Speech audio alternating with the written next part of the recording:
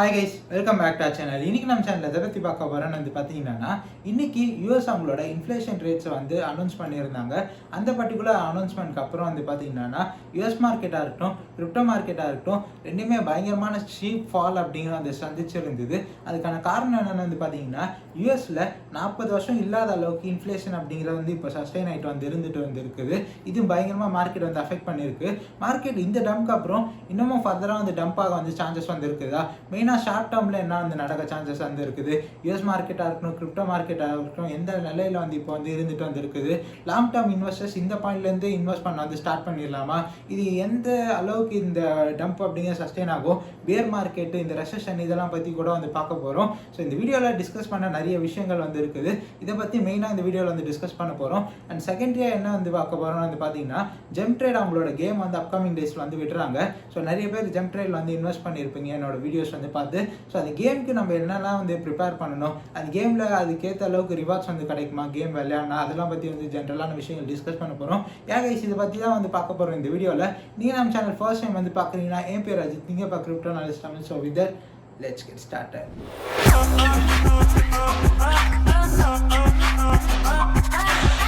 Okay guys, இப்போ நம்ம வீடியோக்குள்ளே போகலாம். ஸோ ஃபர்ஸ்ட் ஆஃப் ஆல் எடுத்தோடனே பிட்காயினோட டெக்னிக்கல் அனாலிசிஸ் பார்ப்போம். அதுக்கப்புறமா யூஎஸ் மார்க்கெட்டோட ஒரு சில இண்டெக்ஸஸோட டெக்னிக்கல் அனாலிசிஸும் பார்ப்போம். இந்த இன்ஃப்ளேஷன் ரேட்லாம் இந்த அளவுக்கு அஃபெக்ட் பண்ணிட்டு இருக்குது. லாங் டேர்முக்கு இப்போ பை பண்ணலாமா, இன்ட்ரோவில் சொன்ன எல்லா விஷயங்களும் ஒன் பை ஒன்னாக பார்ப்போம். ஓகேங்களா? ஸோ ஃபர்ஸ்ட் ஆஃப் ஆல் இப்போ பிட்காயின் நம்ம 1 டே டைம் ஃப்ரேமில் வச்சுப்போம். ஸோ இப்போது எத்தனை நாளாக இந்த ரேஞ்சுக்குள்ளேயே பார்த்தீங்கன்னா, இந்த மேசிவான டம்க்கு அப்புறம் நியர்லி ஒரு 1 மந்த் 30 டேஸ் அப்படிங்கிற மாதிரி இந்த பர்டிகுலர் ரேஞ்சுக்குள்ளேயே பிட்காயினோட ப்ரைஸ் இருந்துட்டு வந்திருக்கு. ஓகேங்களா?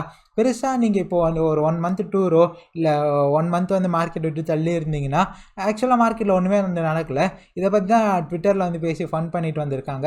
பெருசாக ஒன்றுமே நடக்கலைங்க. இந்த ஒரு 1 மந்த்து ஃபுல்லாகவே இந்த ரேஞ்சுக்குள்ளேயே தான் இருந்துட்டு வந்திருக்குது. லாஸ்ட்டு ப்ரீவியஸாக 2 வீடியோஸ் பண்ணியிருப்பேன். ஷார்ட் டேர்மில் பிட்காயின் எந்த அளவில் இருக்கும் அப்படிங்கிறது உங்களுக்கு மேபி யூஸ்ஃபுல்லாக இருந்திருக்கும் அப்படிங்கிற நம்புகிறேன்.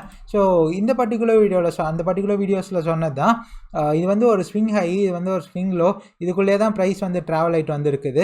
ஆக்சுவலாக நான் அந்த வீடியோவில் இன்னும் டீட்டெயிலாக இந்த வீக்லி ஃபேர் வேல்யூ கேப்லாம் பற்றி கூட சொல்லியிருப்பேன். ஆக்சுவலாக என்ன நடந்திருக்குன்னு பார்த்தீங்கன்னா, இந்த ஸ்விங் ஹை கிட்ட 2 வாட்டி ப்ரைஸ் டெஸ்ட் பண்ணி 2 வாட்டியும் ரிஜெக்ட் ஆகி கீழே வந்திருக்கு. ஏன் அப்படின்னு பார்த்தீங்கன்னா, இந்த 4 ஹவரில் உங்களால் கிளியராக பார்க்க முடியும். இந்த இடத்துலலாம் பார்த்தீங்கன்னா மேசிவான சப்ளை அப்படிங்கிற இருந்திருக்கும். இந்த சப்ளை ஏரியாவில் ப்ரைஸ் மல்டிபிள் டைம்ஸ் ரிஜெக்ட் ஆகிருக்கு. அண்ட் ஆல்சோ இந்த இடத்துல ஒரு 4 ஹவர் ஆர்டர் பிளாக்கும் இருக்குது. மேஜரான லிக்விடிட்டியும் இருந்தனால ஒன்ஸ் இங்கே டெஸ்ட் பண்ணிச்சு டம்ப் ஆச்சு, அகைன் டெஸ்ட் பண்ணி அகைனுமே டம்ப் ஆகிருக்குது. ஸோ இப்போ நெக்ஸ்ட் என்ன சினாரியோ ப்ளே அவுட் ஆக சான்சஸ் இருக்குது. ஆப்வியஸாக நெக்ஸ்ட்டு மேஜரான லெவல், மேஜரான சப்போர்ட்டாக இருக்கட்டும். இந்த இடத்துல தான் ஒரு மேஜரான டிமாண்டும் இருக்குது. ஸோ 28,000 அப்படிங்கிற ஒரு ஸ்விங் லோவும் கூட.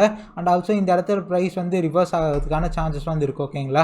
ஏன்னா இந்த பர்டிகுலர் ஸ்விங், இந்த பர்டிகுலர் ரேஞ்சுக்குள்ளே இருக்க ரேஞ்சோட லோ இதனால். ஓகேங்களா? இப்போ நம்ம S&P 500ஓட சார்ட் பார்ப்போம். ஆக்சுவலாக இன்றைக்கி ஒரு மேஜரான ஒரு நியூஸ் இருந்ததுங்க. போன வீடியோஸ்லேயும் சொன்னது தான். இப்போ நம்ம ஃபாரெக்ஸ் ஃபேக்ட்ரிக்குள்ளே இருக்கோம்.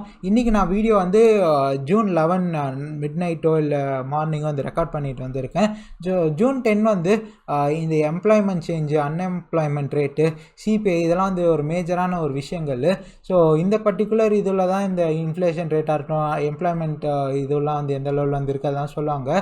ஸோ அந்த பர்டிகுலர் இதில் தான் பார்த்திங்கன்னா இது அனௌன்ஸ் பண்ணியிருந்தாங்க. ஸோ இன்ஃப்ளேஷன் ரேட் பார்த்திங்கன்னா 8.6% அப்படிங்கிறது year to year inflation calculate பண்ணுவாங்களோ அது இருந்துட்டு இருக்குது. மந்த் டு மந்த்தும் பார்த்தீங்கன்னா 1% அப்படிங்கிற மாதிரி இருந்துட்டு இருக்குது. So inflation rate at it's peak அப்படிங்கிற மாதிரி இருக்குங்க. 40 இயர்ஸில் இல்லாத அளவுக்கு இன்ஃப்ளேஷன் இருக்கனால பெரிய லெவலில் ஒரு ஃபால் அப்படிங்கிற இன்றைக்கி யூஎஸ் மார்க்கெட்டோட இண்டெக்ஸஸ்லாம் பார்த்துருப்பீங்க. யூஎஸ் பேஸ்டு ஸ்டாக்கு எல்லாமே ஆல்மோஸ்ட் எல்லா மார்க்கெட்ஸும் இன்றைக்கி பயங்கரமாக அஃபெக்ட் ஆகிருக்குது. நம்ம இப்போது குளோபல் மார்க்கெட்ஸ் மணி கண்ட்ரோலில் பார்ப்போம். ஸோ இன்றைக்கி எல்லாமே ஒரு ரெட் டேவாக தான் இருக்குங்க. எல்லா மார்க்கெட்டுமே ஒரு 2%, அட்லீஸ்ட் ஒரு 1.5%, 1% ஃபால் இருக்குது. இன்னமும் இது நீடிக்குமான்னு கேட்டிங்கன்னா, ஆப்வியஸாக இது நீடிக்க தான் போகுது. ஏன் அப்படின்னு நான் ஃபண்டமெண்டலாக நிறைய வீடியோஸில் சொன்னது தான். எப்போவுமே நம்ம வீடியோஸில் பேஸ் பேசிக்காக வந்து சொன்ன விஷயங்கள் தான் கைஸ். எப்போவுமே இன்ஃப்ளேஷன் வந்து அதிகமாகுதுன்னா கவர்மெண்ட் இன்ஃப்ளேஷன் ரேட் வந்து பணவீக்கத்தை வந்து குறைக்கிறதுக்காக இன்ட்ரெஸ்ட் ரேட் ஹைக் அப்படிங்கிற வந்து விடுவாங்க. இன்ட்ரெஸ்ட் ரேட் ஹைக் வந்து விடும்போது எக்கனாமி வந்து ஸ்லோ டவுன் ஆகும். ஸோ எக்கனாமி ஸ்லோ டவுன் ஆச்சுன்னா மார்க்கெட்ஸ் எல்லாம் கீழே வந்து விடும். இது வந்து ஒரு சைக்கிள் ஓகேங்களா. இது வந்து பேலன்ஸ் பண்ண தான் கவர்மெண்ட் எப்போவுமே வந்து பார்ப்பாங்க. ஸோ இப்போ இன்ஃப்ளேஷன் ரேட் வந்து ஹையில் வந்து இருக்கனால கொஞ்சம் கொஞ்சமாக இன்ட்ரெஸ்ட் ரேட் ஹைக் அப்படிங்கிற வந்துட்டே தான் வந்து இருக்கும். ஸோ அது நம்மளுக்கு வந்து ஒரு பியர் மார்க்கெட் மாதிரி வந்து அமையறதுக்கான சான்சஸ் வந்து இருக்குது. இந்த அளவுக்கு இன்ஃப்ளேஷன் ரேட்ஸ் வந்து இருக்கனாலே ஆல்ரெடி யூஎஸ் வந்து ரெசஷனில் வந்து இருக்குது அப்படிங்கிற மாதிரி வந்து சொல்கிறாங்க. ஆக்சுவலாக இந்த அளவுக்கு இன்ஃப்ளேஷன் ரேட் அப்படிங்கிறது கண்டிப்பாக வந்து ஒரு நல்ல விஷயமே வந்து இல்லை. 40 இயர்ஸில் இல்லாத அளவுக்கு இன்ஃப்ளேஷன் ரேட்னா கண்டிப்பாக ஒரு மிகப்பெரிய ஒரு தவறு அப்படிங்கிற நடந்துட்டு வந்திருக்கு. மிகப்பெரிய ஒரு பேட் டைம்ஸில் வந்து இருக்கும் ஆப்வியஸாக நம்ம வந்து ஓகேங்களா. அதுதான் இருக்க விஷயம். ஸோ இப்போ யூஎஸ் மார்க்கெட்டோட நம்ம இண்டெக்ஸஸும் வந்து எடுத்திங்கன்னா கூட இந்த இடத்துல உங்களால் கிளியராக வந்து பார்க்க முடியும். ஆக்சுவலாக நம்ம இன்னும் பிகர் டைம் ஃப்ரேமில் வந்து போய் பார்த்தீங்கன்னா இந்த இடத்துல மேஜரான லெவல் வந்து இருந்தனால ப்ரைஸ் வந்து பவுன்ஸ் பேக் வந்து இருக்குது.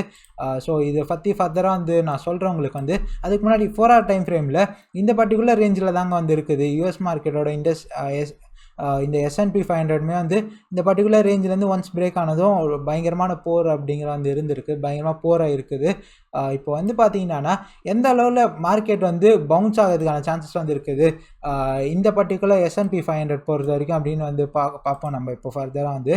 ஸோ இப்போ மந்த் சார்ட்டில் வந்து இருக்கோம் நம்ம.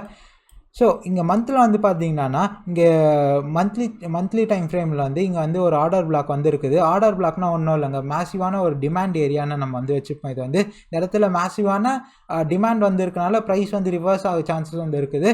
ப்ரைஸ் இந்த இடத்த அவ்வளோ ஈஸியாக பிரேக் பண்ணாது தான் வந்து பார்த்திங்கன்னா இந்த டிமாண்ட் ஜோனு. இந்த ஆர்டர் பிளாக் அப்படி தான் வந்து ஆக்ட் ஆகும்.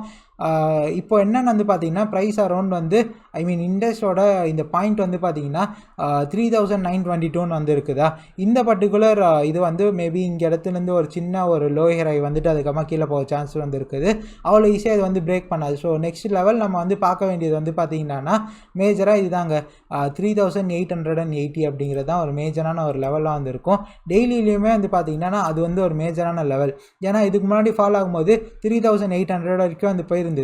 மேபி வந்து பார்த்தீங்கன்னா என்ன நடக்க சான்ஸில் இருக்குது பார்த்தீங்கன்னா ப்ரீவியஸ் மந்தோட லோ வந்து 3800 அப்படிங்கிற மாதிரி இருந்தனால மேபி ப்ரீவியஸ் மந்தோட லோ வந்து ஒரு மேஜரான சப்போர்ட்டாக வந்து இருக்கும். இந்த இடத்துல டேப் பண்ணிட்டோ அப்பாக சான்சஸ் வந்து இருக்குது. இல்லைனா இந்த இடத்துலையே வந்து பார்த்தீங்கன்னா இந்த பர்டிகுலர் ஏரியாவில் இந்த பர்டிகுலர் ரீஜன்லேயே ஒரு சின்ன ஒரு லோயர் ஹை மாதிரி வரதுக்கான சான்சஸ் வந்து இருக்குங்க.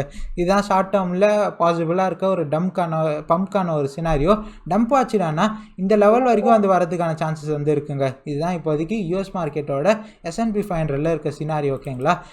ஸோ எப்போவுமே ஸ்டாக் மார்க்கெட்ஸ் வச்சு தான் வந்து பார்த்தீங்கன்னா கிரிப்டோ மார்க்கெட்ஸும் வந்து மூவ் ஆகும். மோஸ்ட் ஆஃப் த டைம் வந்து டீகப்புள் ஆகாது. இது வந்து பம்ப் ஆகுதுன்னா அது இதை விட அதிகமாக பம்ப் ஆகும். அந்த மாதிரி தான் சினாரியோஸ் வந்து ப்ளே அவுட் ஆகும் ஓகேங்களா. ஸோ அப்படி இருக்கும்போது யூஎஸ் மார்க்கெட் வந்து இன்னமும் வந்து ஃபர்தராக டம்ப் ஆகிட்டு நான் சொன்னால் அந்த 3800 லெவல்ஸ்லாம் வந்து வந்ததுன்னா பிட்காயின்க்கு நம்ம எதை வந்து வாட்ச் பண்ணலாம் அப்படின்னு வந்து பார்த்தீங்கன்னா இன்னும் ஃபர்தராக டம்ப் ஆச்சுன்னா மேபி இந்த $28,000 இல்லை இந்த ரேஞ்சில் கீழே ஒரு விக் அப்படிங்கிற வந்து வரதுக்கான சான்சஸ் வந்து இருக்குது. இன்னைக்கு சாட்டர்டே சண்டேயில் வந்து பார்த்தீங்கன்னா பெருசாக ப்ரைஸ் மூவ்மெண்ட் வந்து இருக்காது.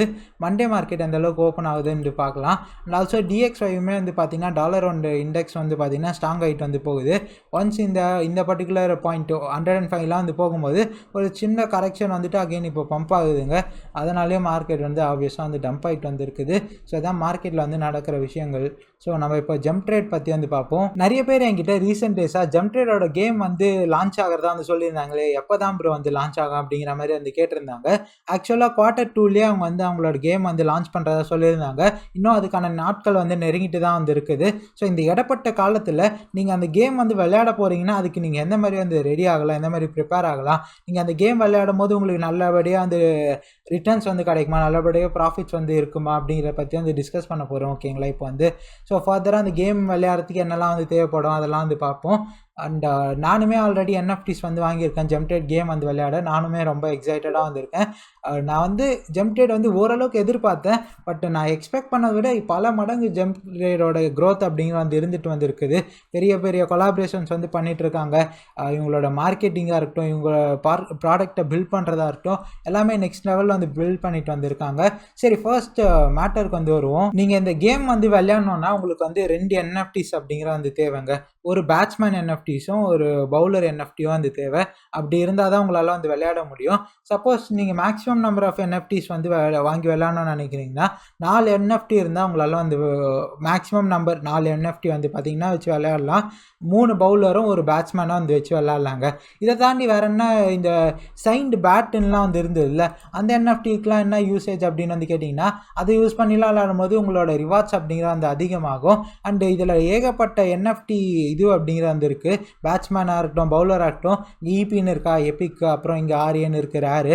ஸோ இதெல்லாம் வந்து வச்சு பார்த்தீங்கன்னா உங்களோட ஏர்னிங்ஸ் அதெல்லாம் கூட வந்து டிஃபர் ஆகும். ஓகேங்களா, நீங்கள் ரூக்கி வச்சுருக்கீங்கன்னா ஒரு மாதிரி, ரேர் வச்சுருக்கீங்கன்னா ஒரு மாதிரி, எபிக் வச்சுருந்தா ஒரு மாதிரி.